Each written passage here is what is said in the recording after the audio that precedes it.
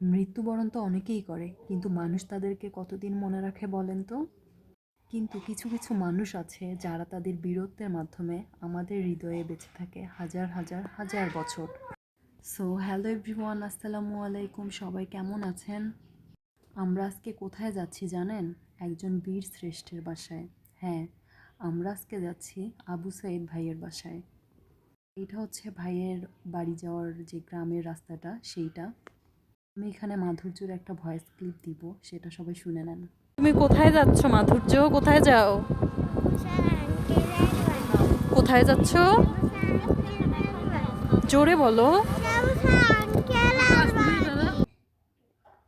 দেখতে দেখতে আমরা চলেও আসলাম ভাইয়ার বাসার সামনে। তার বাসার সামনেই তার কবরটা দেয়া হয়েছে।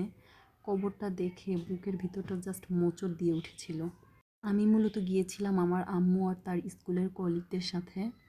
আমি আপুকে চিনতে পেরেছেন আপনারা? আবু সাহেদ ভাইয়ের সেই ছোট বোন, যার আর্তনাদ পুরো জাতির মনকে নাড়া দিয়েছিল। তাদের মন এত খারাপের মধ্যেও তারা আমাদেরকে বসতে দেয়। এখানে হচ্ছে আম্মু আর তার কলিগরা এবং সাথে হচ্ছে সুমি আপুও বসেছিল আম্মুদের সাথে।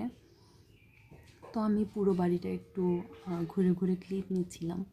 যদিও ক্লিপ নিতে আমার ইতস্তত বোধ হচ্ছিল এবং আমি সুমি আপুর থেকে পারমিশন নিয়েছিলাম যে আপু ভিডিও করবো একটু। তো আপু বলেছিল হ্যাঁ ভিডিও করেন, কোনো সমস্যা নেই। তো আমি একটু জাস্ট ক্লিপ নিয়েছিলাম। এখন দেখতে পাচ্ছেন এটা হচ্ছে আবু সাইদ ভাইয়ের মা, আন্টি। আমি তেমন কোনো ক্লিপই নিইনি আসলে।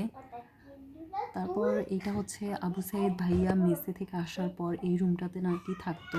এটা তার ভাবির মুখ থেকে শোনা আর কি, এই জন্য রুমটার একটু ভিডিও ক্লিপ নিয়েছি আমি। ইনি হচ্ছে আবু সাইদ ভাইয়ার বাবা। আঙ্কেল দেখতে মানে এত নিরীহ, দেখতে এত মায়া মায়া লাগে ফেসটা। দেখেন আপুর কাণ্ড।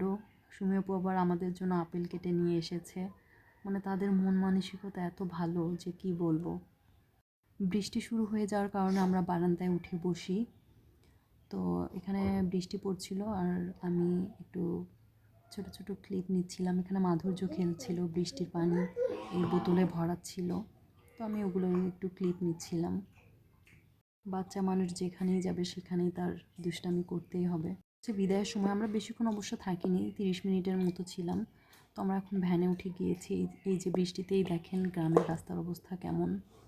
সবাই ভাইয়ার জন্য দোয়া করবেন, তিনি যেন জান্নাতবাসী হন। আল্লাহ হাফেজ।